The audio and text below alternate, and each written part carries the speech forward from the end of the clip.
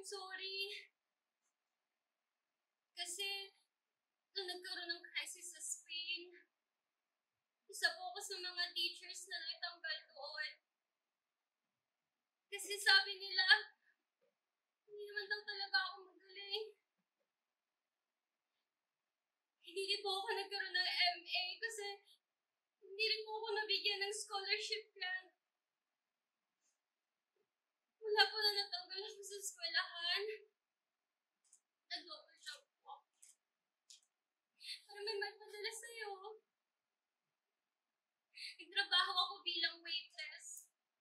Kung saan ako nakita ni Bobby. At namasukan din po akong katulog. Kung saan ko nakilala si Frodo. At ang totoo niyan, Ma,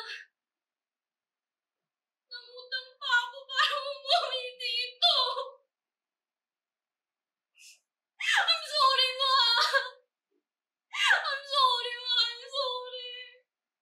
I'm sorry, Ma. Alam ko naman na kahit anong mangyari, mahal mo pa din ako. Pero, ako kasi yung may problema eh. Hindi ko tanggap na hanggang ganito na lang ako. Na lahat ng mga pangarap ko sa akin, hindi ko na itupad. Na kahit anong gawin ko, hindi ako magiging kasing galing ni Bobby. Oo, Bobby. Ikaw. Ikaw naman talaga eh. Ikaw yung ganda, ikaw yung galing, ikaw yung matalino. Kahit anong gawin mo, kahit anong gawin ko, hindi ako nalapit sa galing mo, Bobby.